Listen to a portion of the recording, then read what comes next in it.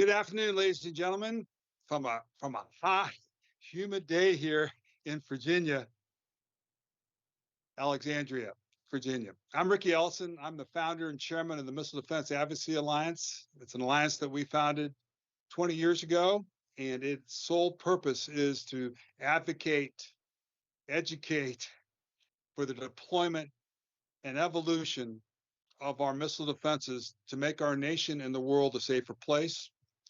We've obviously seen some tremendous capabilities of our warfighters in that mission set this past month. This is our 79th Congressional Roundtable. It's on the future of Army and Air Missile Defense. The U.S. Army has been very close to me, and the love of the U.S. Army has come all the way back from 1968, where I grew up with a Sherman Tank Commander, non-commissioned officer for General Patton, and Fred Letter, another non-commissioned officer who got drafted in Vietnam, that went and pulled those 105 howitzers from hill to hill on it. We, as an organization, have been driven by the Army mission. We created our Missile Defender of the Year in celebration of the January 18th, 1991 first intercept.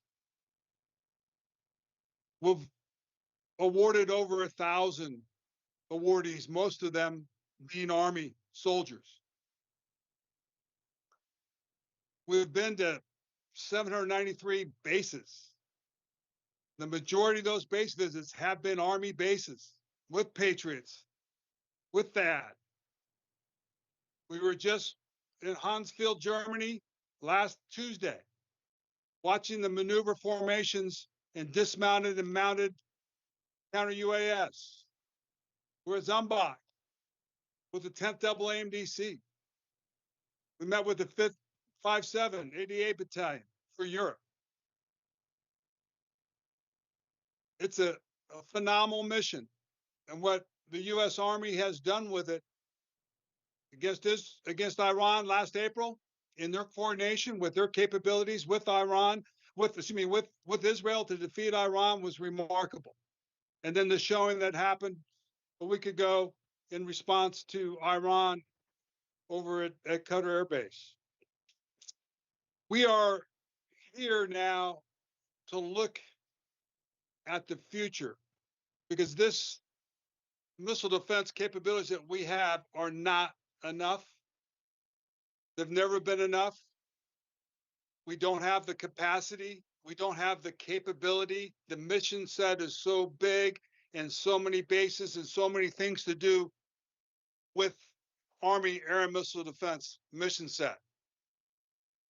We prospered in an area of CENTCOM, the Middle East, over the past 20, 30 years. Army Missile Defense has been designed and has been built to win that fight.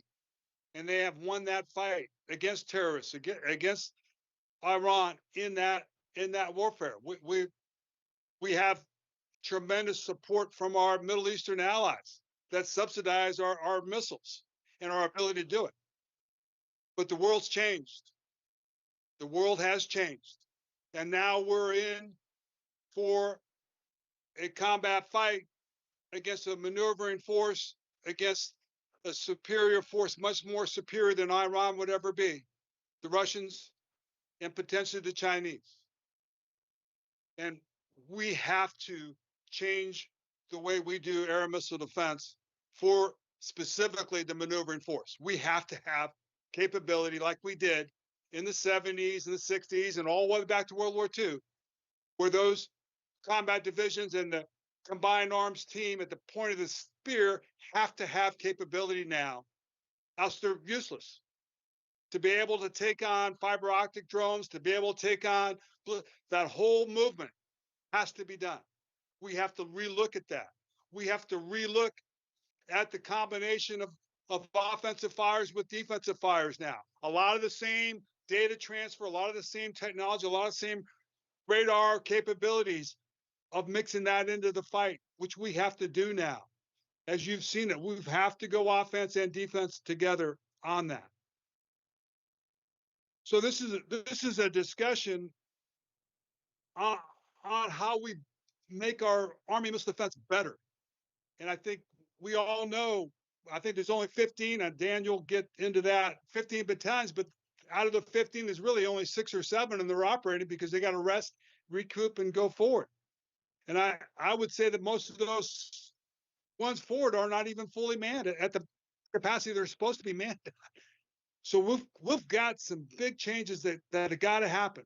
We've got weapon systems that have taken 20 years to come into fruition. The IBCS, which was I think 2002, is now finally in operations combat 2023.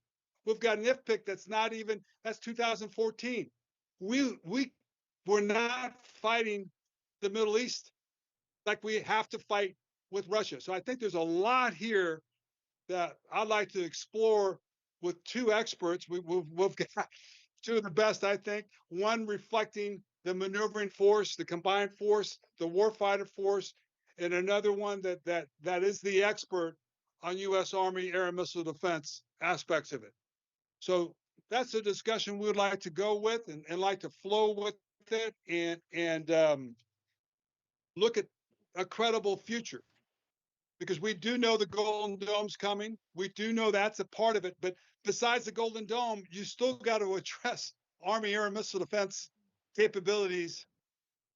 We've got to put funding in that, and we've got to do it right. And whether that mission set hasn't had enough resources, which it hasn't, or there's something wrong with the mission set that's got to change besides getting more resources. Those are the kind of discussions I'd like to top off on that.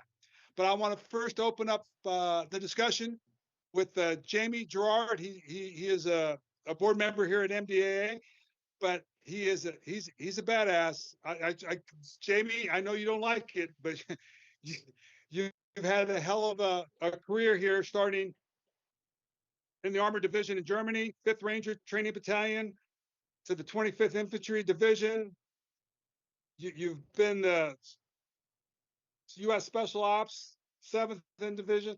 So you come to this conversation as an experienced warfighter going in. So I'll pass it over to you, Jamie. Hey, thanks, Ricky. I appreciate it. I'm glad to be here today. I am intimidated a little bit to be on the same conference with Dan. Dan's much smarter than I am, and so I've already asked him not to make me look bad, and hopefully he won't make me look too bad. But I think it's going to be a good discussion. First I do want to offer my congratulations and accolades as well to all the air defenders that were out there and doing God's work over the last month. Some great Americans, some great soldiers who train their whole lives and very seldom get to go to prove their worth, and yet they were able to do so here over the last month and do so in spades. And so my hat's off to them and some great soldiers there. As Ricky, as you alluded to, the character of war is changing, and it's changing rapidly. And so at some level, I think we've all got to agree that we've got to change the way that we approach war at this period of time in our history. And that's, one of the advantages of the United States military is the fact that we're big. One of the biggest vulnerabilities of the United States military is that we are big and we are bureaucratic and we do not like to change, and we can't change quickly. And that's not a good place to be right now, where technology is changing at a rapid pace.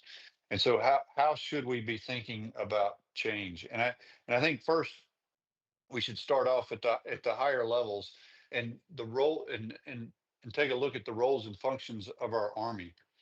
But I don't think we can do that as we've done it historically. And what I mean by that, and I'm no expert on how things function in Washington, D.C., but what I do know is all the services plan for their new capabilities and their growth, or how they want to budget, request a budget independently.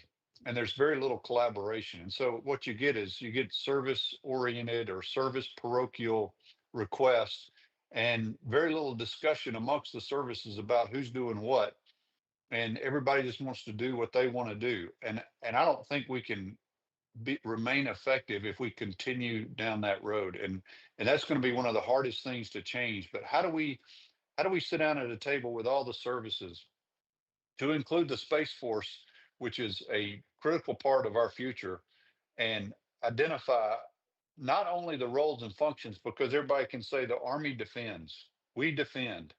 Well, we, as you alluded to, we don't, and Dan can probably go down in great depth of detail. We don't have the capabilities nor the manpower to defend everywhere that everybody wants us to defend. And so we need to be more specific than the Army's role is to defend. What exactly is the Army supposed to defend? And what are the other services going to defend? Um, they other services have not necessarily uh, been looked to provide defense for some of their capabilities. Is that going to change? And regardless of what the answer is, it's got to be agreed to by everybody. And then that's got to be factored in the budgeting cycle and the budgeting process and .mlpf and all the other things that go along with delivering true capabilities, not just a piece of technology. But it's got to be a joint decision. There are numerous examples of tension between the services about what their roles and functions and specific things that they're going to do. The Aegis Ashore discussion on Guam is one of those, and I don't know that it's solved today. Um, but that's just one example. There are others, but we have to have clarity on who's doing what to whom, so that we can then identify the requirements we need in the budgeting process, so that we can do what we say we're going to do. Again, all services, and that's a huge change.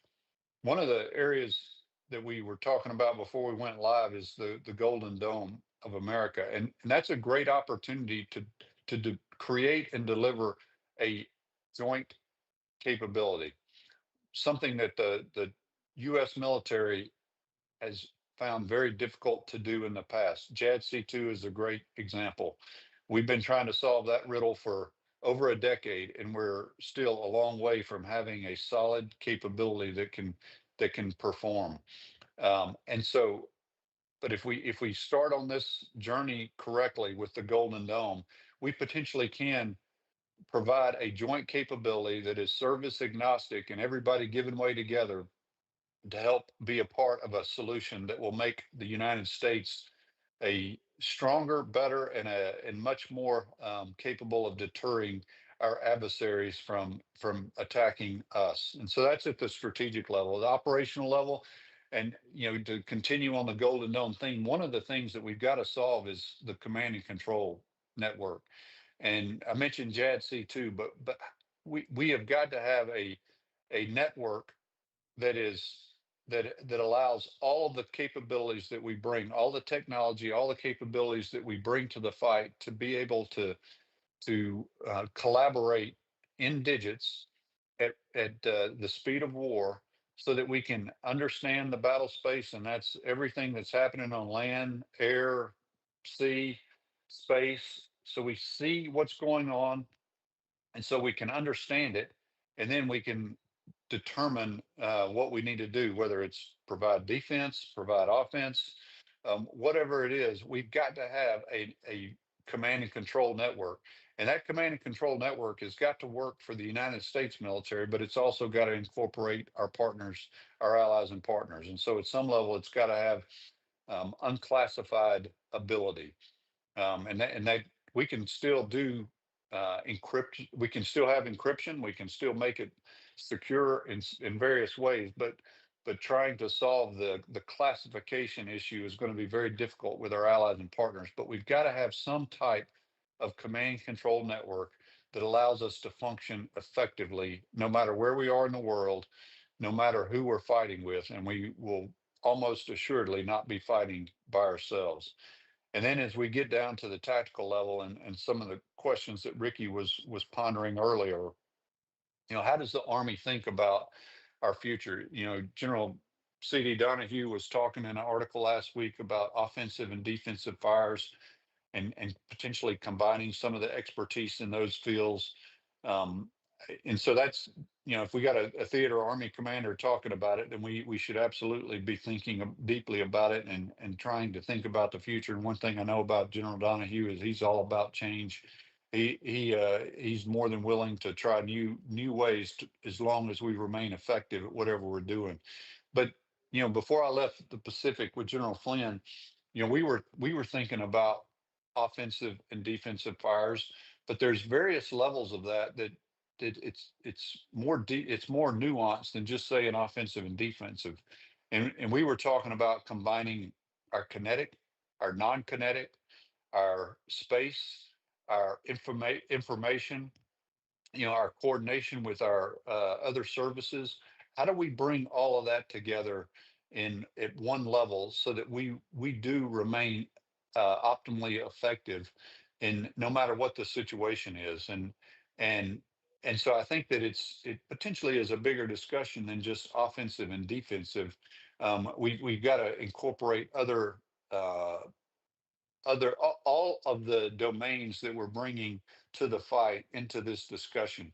And the MDTFs continue to add value wherever they are, whether it's Europe or the Pacific. I know that the Army has made the decision to combine those with the 2-star leaders in various locations so that it is a multi-domain command as opposed to just a task force. And I think that's a step in the right direction, especially because they have both offensive and defensive, kinetic and non-kinetic capabilities within those formations. And so I think we're moving in the right direction. But how are we thinking about uh, how are we thinking about operationalizing those capabilities with our joint partners so that we're fighting a joint fight and not just a service parochial fight? I think the the there are plenty of other questions that we can be asking, but I'll stop there and see if you got any questions for me, Ricky, and then potentially come back with after Dan provides his comments. So, Jamie, what about the roles and responsibilities of the U.S. Army's missile defense? They are defending air bases, which is the Air Force's maneuverable force. They have plenty of other bases that aren't being defended because they have to use their limited capability to do that. Is it time? I know we tried to change it. Is it time now to unless you're going to get more money, is the Army going to get more money to do this and do all those bases? And then you've got to touch me on the maneuvering force, because that's the stepchild that's been left alone. It is not capable right now of defending against optic fiber drones, all the stuff that's out there that the Russians are using on Ukraine. Where's the urgency for that? Where's the money for that? And this is separate from Golden Dome. I got Golden Dome, and it's great that we can do a C2 for everybody, and that'll come out of that, and we'll do some capabilities there. But that's not going to answer more capacity for forward operating bases, more capacity for the maneuvering force, more fires. That's not going to answer that, James. So where's that coming from? Yeah, hey, thanks, Ricky. And back to your first question on services and guarding Air Force bases. I think that it goes back to one of my first points about having a candid conversation at very senior levels in the department about roles and functions and who's doing what. Because again, the Army cannot we can't do it well right now with the limited capabilities we have, and the capabilities are only growing. I mean, the requirements are only growing.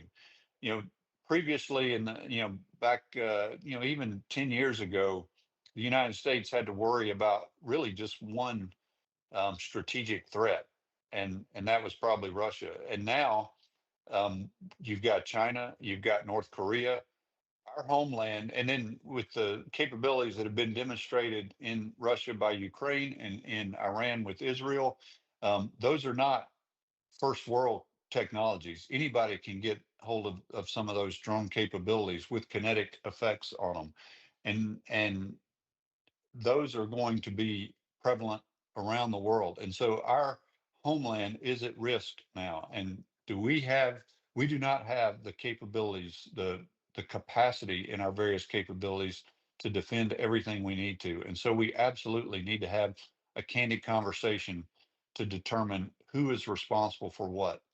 And then once we have clearly identified that, that can then generate the requirements for capabilities in our budgeting process. And for the Army, that will help determine what capacities we need in our air and missile defense forces. And we may have problems generating through our recruiting. I think the Army's doing well overall for recruiting right now, but what about specifics in our various MOSs? Do we have the right uh, numbers to be able to fill the capabilities that we're talking about? And then for the maneuver force, and I was deficient in covering that in my opening comments, but I think that it is important for us to get better very quickly at protecting our critical assets at the tactical level, whether that's maneuver formations, whether it's our logistics hubs, in some of our war games out in the Pacific. I think everything we do requires logistics. And so some of the vulnerabilities we've identified is how we are protecting all of those locations where our logistics are staged. And uh, that is the same no matter if you're at the operational level or at the tactical level. And so how are we protecting all of those critical capabilities that we need to be effective at the tip of the spear? And I do not think that we have the capabilities we need. And I appreciate Dan's comments on this one. I do not think we have the capabilities we need. I know that we're working very rapidly with the Army and the transformation initiatives that the current Chief General George has put in place. But I think we got a lot of ground to make up, and that we need to do so quickly. And so, how are we thinking about that? And do we really have the right folks leading that? And do they have the requisite authority and responsibility and resources to solve this problem as quickly as we should be solving it? And so I don't think we're there yet, Ricky, and I think we got some more work to do. Yeah. Thank you, Jamie. Just one more thing. So we're probably not get too much of an increase. Where's the resources going to come from? So we all agree that we're going to have to add resources to the Army Air and Missile Defense Mission. Maneuver force, fires, where are they going to come from? Are you going to cut back on something else inside the Army to get it? Or are we going to get additional funding on top of the Golden Dome to do this? Where's this resourcing for the Army for this mission coming from? Yeah, and I'm I think so. This is where it gets very hard, but I don't necessarily think we're in those discussions in the Pentagon when we're talking about budgeting and prioritization and allocation.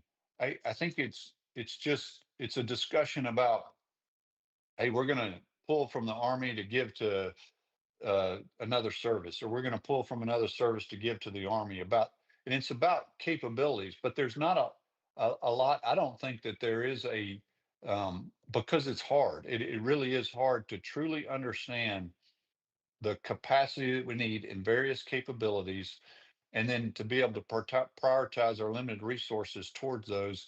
And I don't think that we have candid conversations about who is responsible for what, and make sure that that's clear. And once that's clear, then we can move from there to the capabilities required to do what we just asked the services to do, and then determine where the shortfalls are. And so it's less about capabilities, although that will be part of it, and it's more about making sure that we have the capacity to do what we're asking the services to do. And so, to your point, I I don't know right now where I would recommend. Maybe it is. Maybe the Army does um, pull from something we're already doing to solve the problem that you just identified with additional resources for our air and missile defense. Or maybe it's, hey, the Army needs something from somebody else, and that they can then take a haircut and give the Army some resources so they can. But until we are comfortable that everybody is clear on which service is responsible for what role and what function and at what level that they want them to perform that, then I'm not sure that we're going to make a good decision on allocation of budget resources. Thank you, Jamie. Well done. All right, this is one of the all-time Hall of Fame goats for missile defense. I first met Dan probably 20 years ago when he was under the Imperial Brigade down in Texas. But he's done it all. He's commanded the 94th. He's done the schoolhouse. He's done the highest position, the SMDC commander. He's articulate. He knows missile defense better than anybody else out there. So it's awesome to have him on the panel today. It's awesome to give him all these perspectives. I know he's going to answer all of them. And so with great honor, thank you, Dan, for showing up today and giving us your thoughts. Thanks, Ricky. I don't know if I'm the goat or not. You know, there's two types of goats, right? The Tom Brady goat, and then there's the other goat. So you can figure out which end of the spectrum I fall in on that.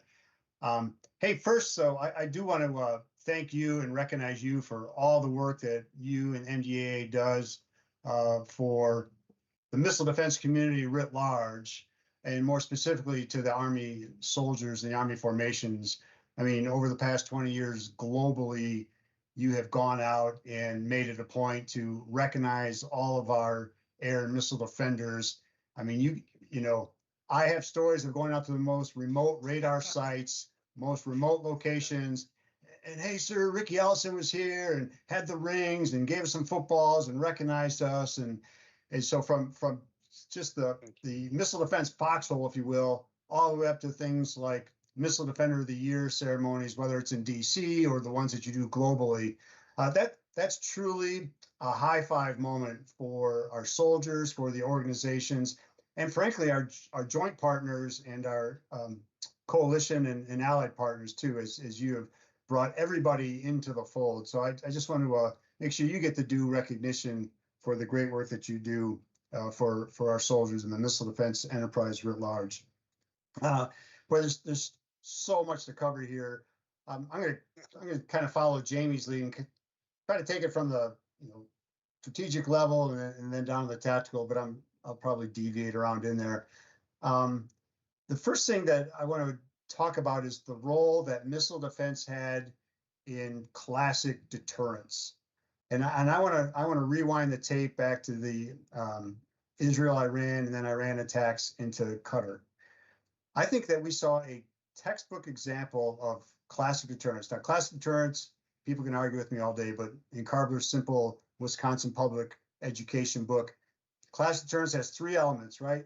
It has deny benefit, impose cost, and have credible strategic messaging.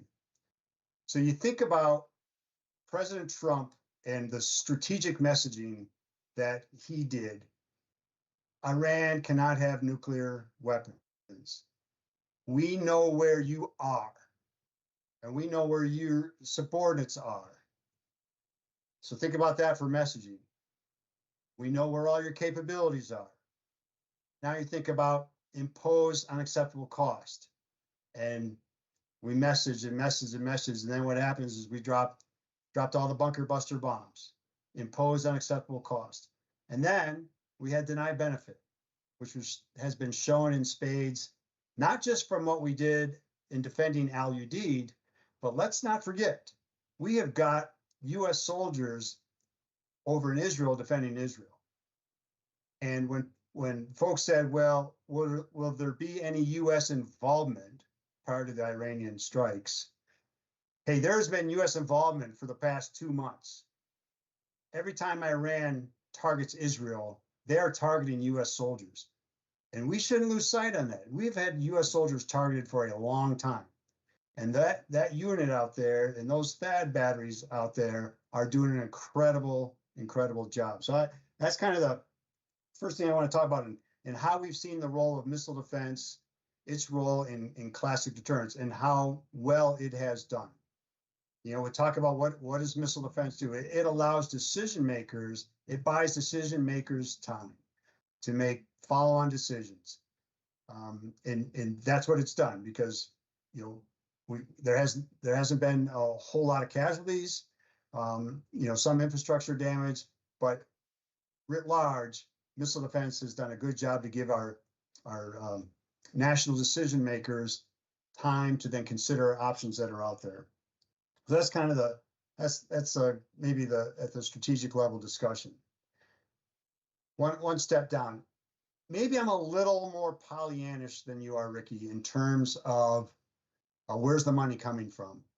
You know, we really have got to tip our hats to then when General McConville was the chief, and now General George is the chief, and then the Secretary of the Army, for putting aside the necessary resources to get air and missile defense back up on its feet.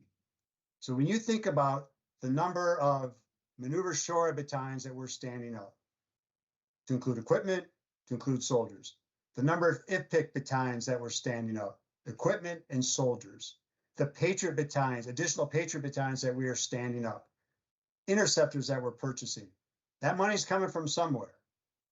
And so somebody is making a decision to provide the resources to the top priority, or at least in Karbler's book, the top priority of resourcing our air and missile defense. Now, it doesn't happen at a snap of the fingers. We have got to allow all of the capabilities, the .mil PF pieces that are all part of capability development, we have got to allow them to coalesce and come together. And it doesn't happen overnight. We would love for it to, but you've got to grow soldiers, you've got to grow leaders, you've got to procure the equipment, you've got to build the equipment, test it, field it. It takes a long time to do that, but we're getting after it. The Air Defense Branch is getting after it. I mean, you have to build out the schoolhouse. You have enough instructors, classroom space, et cetera, to get the soldiers in and get them through the pipeline so that they can go out trained and ready to go to their first assignments. That's the cautionary part of this, and I think Charlie Flynn might have talked about this back when he was with you, is when the Army made the decision to get rid of Maneuver SHORAD, it did it very short-sightedly. And I can remember when I was up in the G8 working at then FDE, briefing a two-star who shall go unnamed, who said, you air defenders want to, because we were briefing them on the UAVs. Now, this is 20 years ago. We were briefing on the UAV threat and how it was going to become the poor man's Air Force. We used to have a slide about what $50 million could buy you. And it could buy you a whole lot of UAVs, not many fighter aircraft, a few more attack helicopters, a few more ballistic missiles, but it could buy you a whole lot of UAVs. And we said, hey, we need to be able to defend against these UAVs. They're going to become a problem. And this two-star said, you effing air defenders are going to want a Stinger gunner on every street corner. And he basically disapproved, threw us out, and we lost all of our maneuver SHORAD battalions. Now, the Army made that decision because we had modularity. We were trying to increase force structure, but it was pretty short-sighted. And that decision was enacted within about 12 months. We lost all of our maneuver battalions in 12 months. Think about now how long it takes to get that capability back. And now I'm not just talking about the capability to assess soldiers, though thank God Air Defense is doing a pretty good job of assessing new soldiers and officers coming in. And it's not just about getting the money out there and starting to build out the equipment sets and starting to field the equipment, doing the new equipment fielding, new equipment training, but it's the lost art of how Army Air Defense supports the maneuver force. And that's both from the air defense side, but as Jamie could probably attest to, it's also from the maneuver side and having those maneuver commanders. Now, I don't know how you look at generations, but if I were to go colonel, lieutenant colonel, major, captain, lieutenant, sergeant major, first sergeant, sergeant first class, staff sergeant, down to sergeant and specialist below, there are multiple generations of soldiers who have no idea how air defense supports the maneuver forces. And again, that's not just from the air defense side, but that's from the maneuver side too. We lost the art. We're trying to build it back up again now in CTCs and MCTP, and we're getting better at it. But when we got rid of our divisional SHORAD divisional SHORAD units, we lost the art of maneuver of air defense being able to protect the maneuver forces. We're gaining it back, but again, that takes time. So the cautionary tale is When the Army's looking at divesting itself of a capability, it really needs to look hard at the second and third order consequences. And sometimes it's just, we need to cut this, we need to divest this capability because we can't afford it, or we need to reallocate resources to some other mission. And that's just dangerous, especially if you're very short-sighted about what the threats are that are on the horizon. And you know, we're not one to say I told you so, but it's kind of I told you so. And frankly, it's a little frustrating when you have the right answer and you throw it out there, and then the senior leaders kibosh it and basically toss you out of the office. So that's a little bit a piece on the maneuver force. Here's another part of the maneuver force, though, too, that, and again, Jamie, and the follow-on, you certainly can address it or help me out or tell me that I'm wrong. Not every infantry battalion or infantry company or armor company, or you name your maneuver element, gets an air defense force attached to it. And I'll use this as an example. So if a maneuver battalion is out there, they don't get a engineer battalion to lay in their concertina or dig their foxholes, right? I'm pretty sure that soldiers lay triple strand, will dig their foxholes and improve their battle positions without the help of an engineer company. I think that all batteries or companies out there have to put out their own M8 alarms. They don't get to have a chemical company out there in place their chemical detection equipment. We have to start looking at air defense in the same way. The maneuver elements and other elements are going to have to get trained and proficient on counter UAS technology, have a training and a certification program, and then sustain and maintain that certification program, because you're not going to get enough air defenders everywhere. Goes back to your point, we can't get enough air defenders everywhere. So other folks are going to have to pick up that mission. Back in the late 80s, we had non-dedicated Stinger teams. I remember even in my Patriot battery, we had our vehicle mechanics, we had cooks, we had supply folks. System. We sent them up in the northern part of Germany. The name escapes me now. Todendorf, I think it was Todendorf. And they would do Stinger live fires. And that was a huge high five moment for them, because they got to shoot Stingers. They weren't even air defenders, but they were dedicated Stinger gunners. We have to go back to that model in order to be able to provide the maneuver forces with enough air and missile defense capabilities that organically they're going to have to solve themselves, because we don't have enough force structure within air defense to cover down to all those individual tactical elements. Along those lines, let me talk a little bit about ground-based air defense and the Air Force's request for ground-based air defense capabilities. First, I would really challenge the Air Force to tell me where their top priority air bases are not defended right now, because they are defended. We saw that in LUD. But the Air Force is going to have to look at doing it, be self-sufficient and provide its own counter UAS capabilities. I don't know, if the Air Force wants to go into the ground-based air defense role, I think some tough questions should be asked of the Air Force. How much TOA and force structure are you going to put towards that? And if you're going to pull force structure and your own TOA out of other places to provide your own organic ground-based air defense, why not just shift all that over to the Army? We have the schoolhouse, we have the expertise, we have the capabilities to be able to do that. And we will continue doing it for the Air Force. We haven't shown any reason not to. Also, a hard question which should be asked of the Air Force is, where are those ground-based air defense airmen? Where are they going to rack and stack in the whole scheme of Air Force promotions or Air Force advancements? Let's not forget the history lesson of why was the Space Force stood up? Because Congress saw that the promotion rates for those Air Force officers with space specialties was not keeping pace with pilots.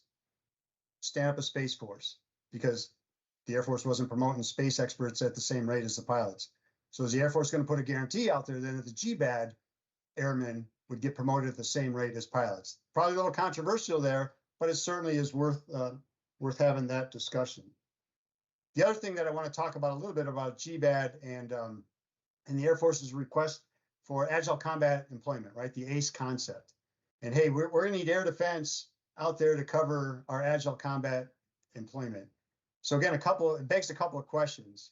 first, I would really like to see the CONOPS for agile combat deployment. How long on the ground are you going to stay before your agility kicks in and you're gonna move out of there? Is it going to be so long that you're going to be there and you're going to be targetable, and so you need to have Army air defense there to protect you? And then the Chinese, the Russian, or whatever the adversary is going to target that air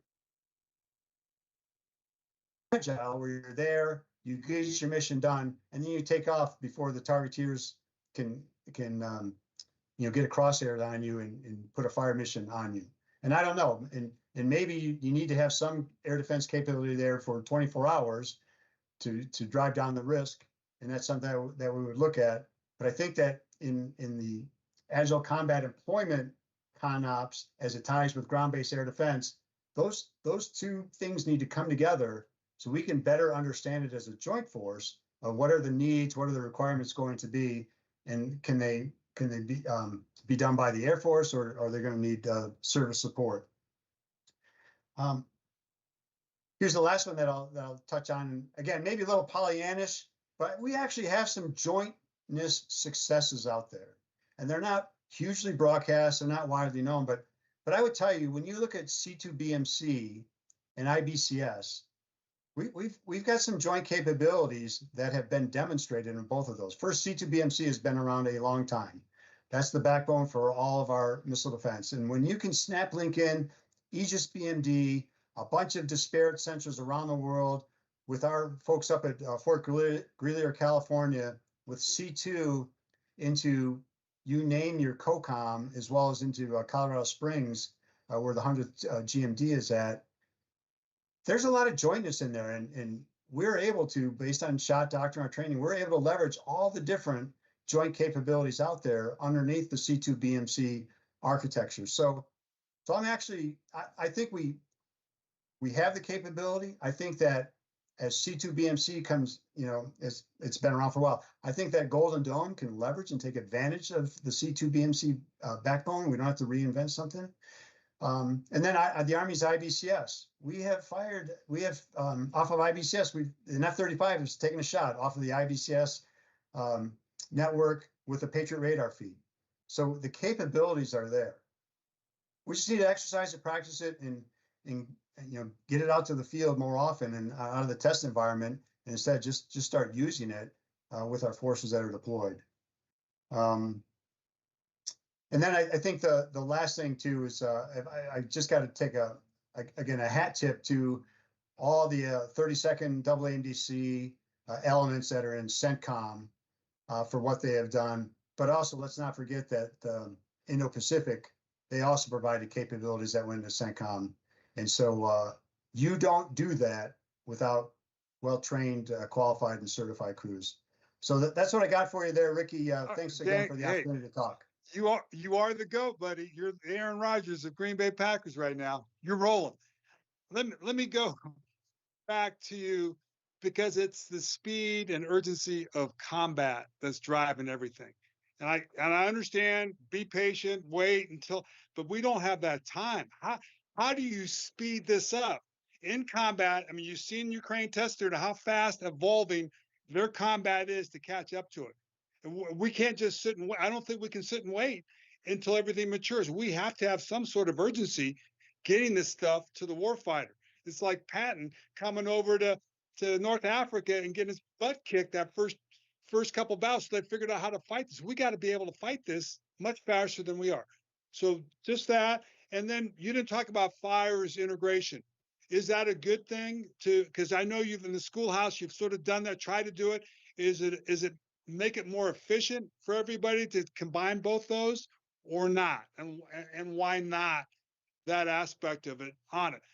And I still, great on the air bases, but there's a lot of logistics, a lot of weapons. There's a lot of stuff that's not defended, that should be defended, that needs to be defended on it. And so there's a roles responsibility flips between the Air Force, and I understand your point, but we've got maneuvering force to handle, fires to handle. We've got forward operating bases, and we've got the Golden Dome. But there's a lot there. Just take a shot. I know Jamie wants to ask you a couple of questions, but go ahead on any of those would be fine.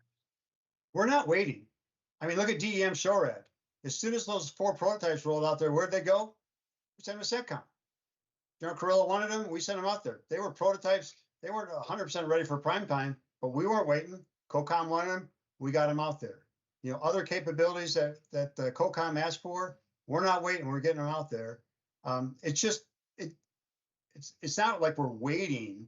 We're subject to the laws of physics, the budgets, the industrial base capacity, capability, but we're not waiting. A good example, we're not waiting. You know, how many interceptors have been fired out in the Middle East? Well, we're not waiting for more interceptors. They're getting turned over pretty quickly and getting fielded and put on launches pretty darn quickly. And so I would say we're not waiting, but we are subject to just some of the realities that are out in the world. Offensive defensive integration. There, you know, I'm going to sound very, this is going to be, you know, different than probably what Jamie or others are looking at.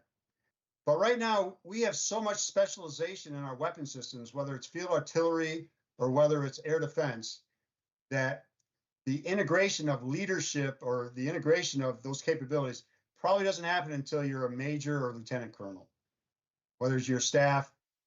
But I will tell you that COCOMs are looking for expertise in those areas. If I'm an air defender and I've been doing air defense for 10 or 15 years, or even 5 years, and I've got a couple of deployments under my belt, and I'm going to try to shift over to do an FA job, that's going to be very hard. Vice versa with FA. Or if we just say, you're just the fires branch, and you're going to be everything to everyone, offensive and defensive. I've been a commandant. I've been in TRADOC. There's no POI in the world that's going to cover the entire waterfront needed to make a lieutenant or a sergeant or a soldier proficient in every task that's going to be needed to be done by a fires NCO, a fire soldier, or a fires officer. There has got to be separate branches to perform their branch-specific missions. That doesn't mean that on the planning side, we don't do planning and we don't make sure that, hey, wherever that TEL launched from, air defense, you saw where it came from, counter battery that sucker with a hypersonic or whatever that we have to counter battery it. That kind of stuff happens already. Jamie can probably attest to this better than me because he was up at USARPAC. But when you go to all the COCOMs and you look at the joint fires element within those COCOMs, that colonel that runs the JFE within the J3 is the busiest colonel on the staff because they have to take into account targeting, intel, kinetic, non-kinetic, all domains, whether it's cyber, STRATCOM, conventional missiles, conventional or special ops, direct action teams, whatever the effect is that they can get on target, that JFE coordinator is really the synergy behind bringing all these different disparate elements in. And so in the, again, maybe a little Pollyannish, but we have some of the jointness figured out. And now I've filibustered long enough. I forgot what your third question was, but that was by design. Unless Jamie has something to add in. All right, Jamie, you got a couple questions for Dan? I do, and Dan, thanks for all of your comments. The one thing that I'm trying to think about is the lessons that we're learning from Ukraine and Russia, and a little bit of Iran and Israel, although it's really more about Ukraine and Russia. And so how, with the speed of change on those battlefields and the capabilities that are prevalent at the tip of the spear, and the defensive capabilities that they're having to use with the mass of ordnance that Russia is throwing at them, what lessons is our ADA community, our air and missile defense community, taking away from them, and then raising up to senior levels in our Army, saying, hey, these are some areas where we have got to change and we have got to improve because we're not ready. So I know Kurt King out of the 10th Army Air Missile Defense Command. He's got his guys and gals everywhere collecting lessons learned. They share them back with the ADA schoolhouse, and I know that propagates throughout all TRADOC, Center for Army Lessons Learned, etc. It's the speed and innovation that's happening, and you've heard Jim Rainey talk about, soldiers. The closer you are to the sound of gunfire, the quicker you are to innovate. And that's what they're seeing out in Ukraine, especially with air defense. I think the other piece to remember too is it's not all just active defense. You got to have passive defense. You got to have cover and concealment and camouflage and dispersion and hardening and take all those measures too, because you don't have enough air defense. So what are those other pieces as part of integrated air missile defense that you've got to be able to do? I think Ukraine's doing a masterful job of attack ops, sending those drones in to take care of the bombers, take care of, delivery platforms. The best time to hit a missile is when it's still on the ground or still on the pylon of an airplane while it's still on the runway. And we've seen Ukraine do that. So oftentimes we always just think of air missile defense, integrated air missile defense as just the active defense piece, but there's passive defense, attack ops that go along with that. Yeah. And so are you satisfied that the capabilities we're developing for our air defense community are being developed at a pace that is going to be relevant for the future? I mean, I'm all about great solutions for capabilities that we need.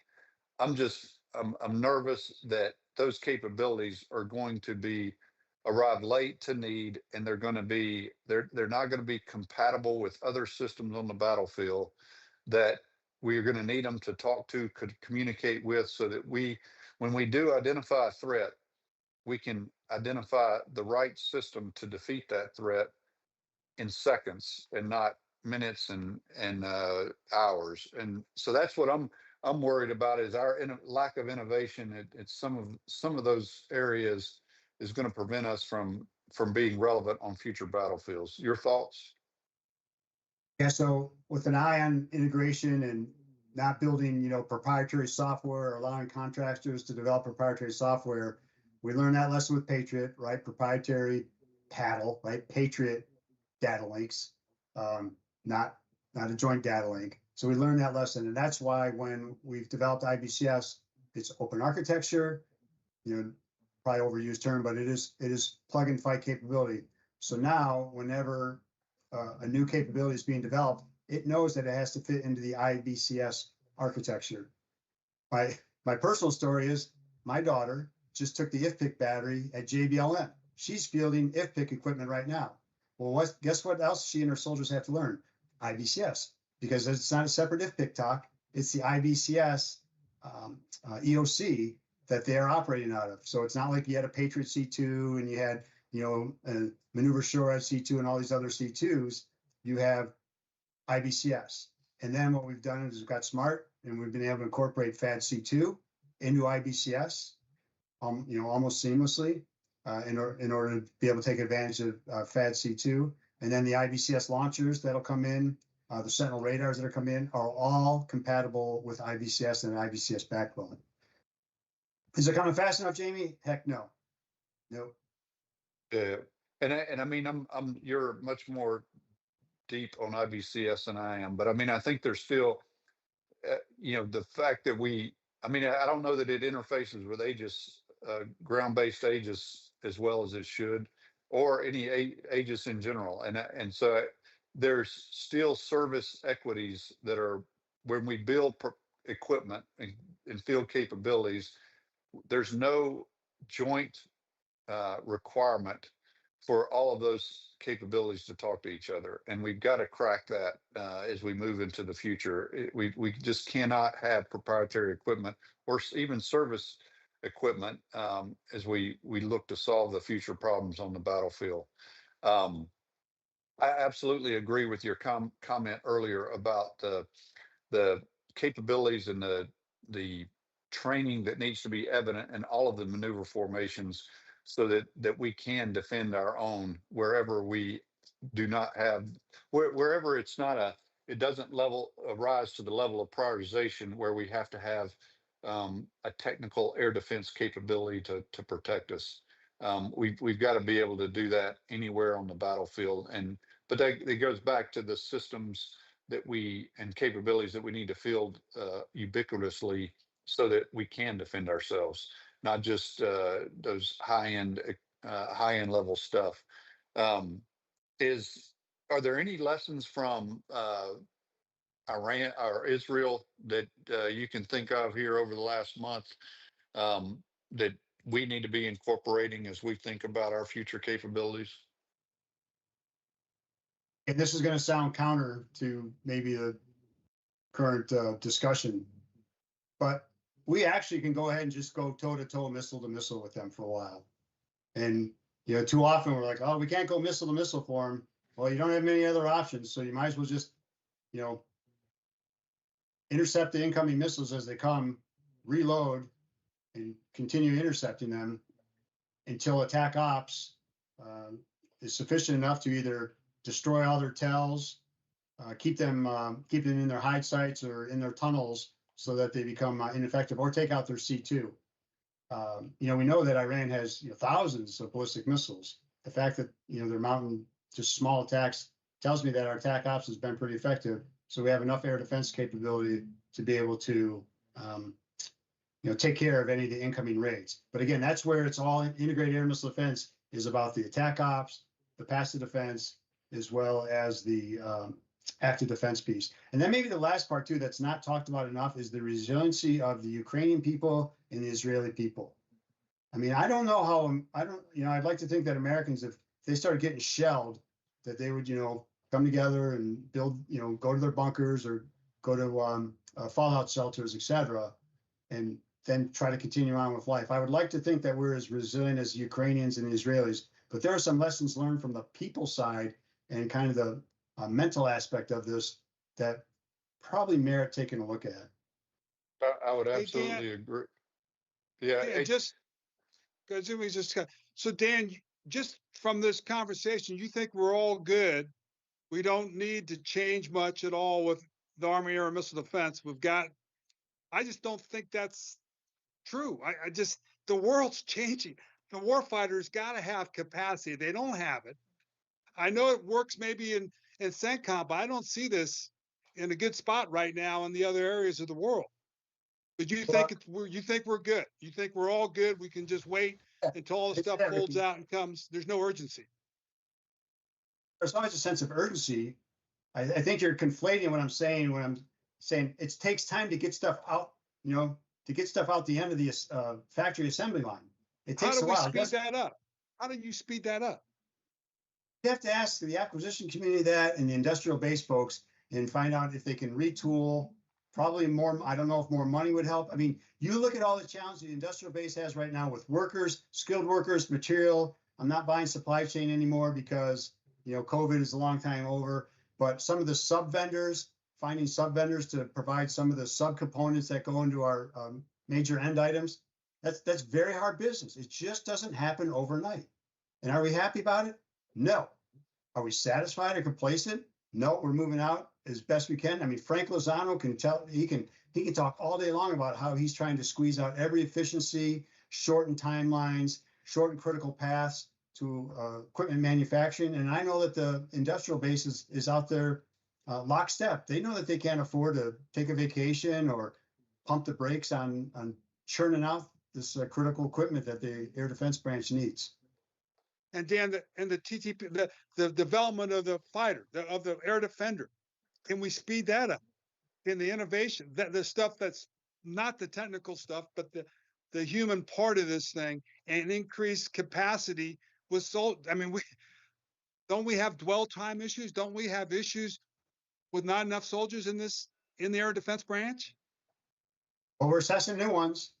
I mean, we are meeting our sessions goals for new recruits coming into air defense. Our officer sessions are higher than they've ever been. So the Army has opened up the aperture there. To get them through the schoolhouse, you need more instructors. You need more classrooms. You need more than 24 hours a day. When I was a commandant, we actually ran 24-hour training ops. We had 3 8-hour cycles of instructors. So you had students going to class 8 hours from, if I remember right, it was from 8 to 1600. It was from 1600 to 04 or 1600 to midnight, then midnight to 8 in the morning, round the clock. Now, what does that take? It takes more instructors. It also takes more equipment, because that equipment's being used 24 hours a day, and you've got to go and maintain it and take it offline to maintain it. So we've done it before, but you need to get the resources in there. TRADOC and the Army have got to continue to feed those resources into the air defense pipeline, which they are.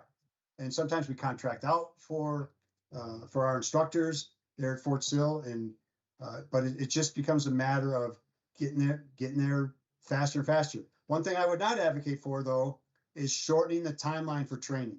We've already done that. Used to be to train a Patriot operator was around 40 weeks or so. We've crushed that into 19 weeks. We have that. And then we put a lot of the burden on the operational unit. So now the operational unit assumes all that risk of a soldier. And we take some things out, like missile reload. We took out of the POI at the schoolhouse. We just basically said, operational units, you're going to have to go teach missile reload to the soldiers. But we've identified all the critical tasks that a soldier or officer need to have before they go to their first unit, and we've left them in there. We've gotten rid of all the chaff and everything else, and it's left us at about a 19-week training program. You cut any further than that, Ricky, and you're going to run risk of having untrained, unready people going to your formations, which then puts the operational risk on the field. And then you didn't even discuss the maneuvering part of that. And that's a whole new, as you said, bringing that back into fore and the threats that they're seeing that are evolved. But I don't want to take up any more of your time. We're a little over, but I want to make sure Jamie can answer some questions, maybe 2 or 3 real quick from the audience or from you, Jamie, before we close this up. Yeah, I guess just, and I mean, we've spent a lot of time talking about it, Dan, and I'm not trying to be nuanced there, but I guess my question is, and I'll try to help formulate the answer as well. But if we had to go to fight today against Russia or China, does our current organizational structure and the capacity we have, is it enough? And I think, you answered that a little bit, but I'll give you the opportunity to answer it one more time. But I think, earlier you said, yeah, hey, the Army and the previous secretary and the previous chief made some decisions with force structure and capabilities. And once we realize those, we'll be in a pretty good place, or do you think that's enough? So currently, are we good? And then once we get all that planned increase, will that be enough? Balloon went up tonight. We don't have enough. Now, again, integrated air missile defense is a whole bunch of stuff. If we had a policy of preemptive strikes into Russia, and we just go in there and start mowing them down before they could get anything off the runway, off the tail or out of a silo, then maybe we would have enough. Again, so instead of it just being the active defense toggle up, the attack ops toggle goes way up there, and we go there and just decimate Russian offensive capabilities. Then we might have enough. Yeah. Last question from me then is, how does the Space Force, and how are we thinking about them, and how would you incorporate them into the air and missile defense, if you would at all? Yeah, so they're already well integrated in terms of all of our space early warning, all of our missile early warning capabilities, much of our SATCOM that provides global communications for C2BMC is there. Our GPS, North Finding System equipment within our air defense weapon systems. Obviously, those are on-orbit capabilities. So they're already well integrated to what we do from an air missile defense standpoint. The air defense branch in the Army, if you remember, we passed our JTAGs, right? Our Joint Tactical Ground Stations that provide the direct-to-theater early warning. We gave that to the Space Force. They're probably a little better postured to handle that mission. And so, yeah, so I would say we're pretty good.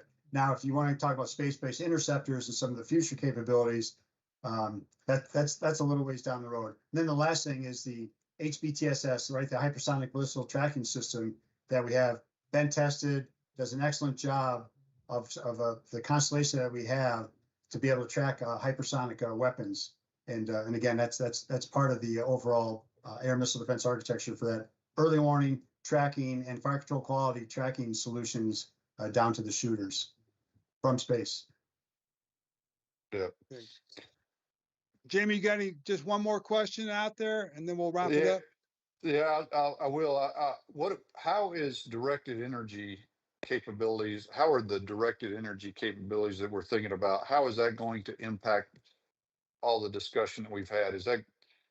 Are we moving it with alacrity toward finding those solutions as well and getting that to the warfighter and maneuver formations? As I mentioned, so we sent out the 4 DEM SHORAD prototypes. General Carrillo wanted them. We've sent them out there. They're just not ready for prime time, hardening wise, sustainment wise, very, very difficult. DE is not a good weapon in dust, because of, the laser weapon system, the performance of the laser. But it is a capability we've demonstrated. We can for many, many years, shoot for 25 years. We've proven lasers can shoot down Katyusha rockets and other aerial threats. I mean, lasers are great on shooting down drones. I think it's just a matter of being able to ruggedize it enough, getting enough supply tail to support the capabilities. But when it comes out at the other end, it's the cost per shot is greatly reduced. The tail per shot is greatly reduced. We just have got to, like I said, we got to ruggedize this thing and get the supply channels up for us. The laser, the reflector on the lasers, those are handmade. Very, very, the optics are handmade. So you don't exactly have those being spit out along the assembly line. So we've got to figure out how we solve that too. All right. Back to you. Yep. Okay, I think we just wrap it up real quick on what your final thoughts are, what the future of Army air and missile defense is going to be. Well, Dan, you got this whole thing. So what's your thoughts as we look into the future for our branch or the branch? Right. It's growing. It's not growing fast enough. And I got to give General Kane some great props for recognizing our Army Air Defenders out there. It was a hand over your heart moment. If you're an Army Air Defender, listen to the Chairman of the Joint Chiefs talk at the tactical level about the air defense contributions to the last fight. So I think the future's bright. Just can't come fast enough. Okay. Dan, thank you for your time and your explanations today. It was very well received. Thank you. Jamie? Yeah, hey, thanks, Ricky, and Dan, thank you. And again, I think it's clear you're much more dominant on this topic than I am. But I am worried that with the changes on the changes with the character of war as we are witnessing around the world, that we have got to be more innovative in how we approach some of the solutions to the problems that we see elsewhere, and we can't keep doing things the same way we've always done them. And I'm not saying that was where we headed the discussion today. I just think that we have got to be open with the technological advancements that we're trying to make, and look at every single available technology out there, and no matter who's developing it, and try to get it to the warfighter so we can experiment with it, we can innovate with it, and we can continue to get better every single day, every single month, every single year, because this technology is going to continue to change and throw problems at us. Once we solve problem A, then we'll have problem B. Thanks, Ricky.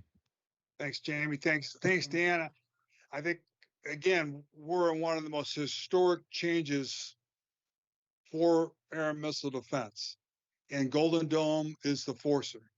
Golden Dome is 3 years. They're going to spend $175 billion to get data, move quicker, jointly, all domain. And we've got to leverage that speed and what they're going to develop and apply it to Army air defense for sure. But we have to be much more aggressive in getting our resources, more capability and capacity, especially for our maneuvering force. And we got to relook at that issue. Dan, you pointed out correctly, we got to relook at the base issue and some of the roles and responsibilities to get this thing set and moving. You have momentum, you have energy, you have Congress, you have the president, you have everything here to support the Army Air and Missile Defense mission. We got to take advantage of it. We've got to leverage it and break through and try the innovation and not set back on our heels and wait. We can't do that anymore. We've got to be out front. So I'm excited about it. I'm excited for the 20 years that you've put in there to get to where we're at today. But now it's a jumping point, and we've got to take advantage of it. So great discussion. Thank you, everyone, for participating.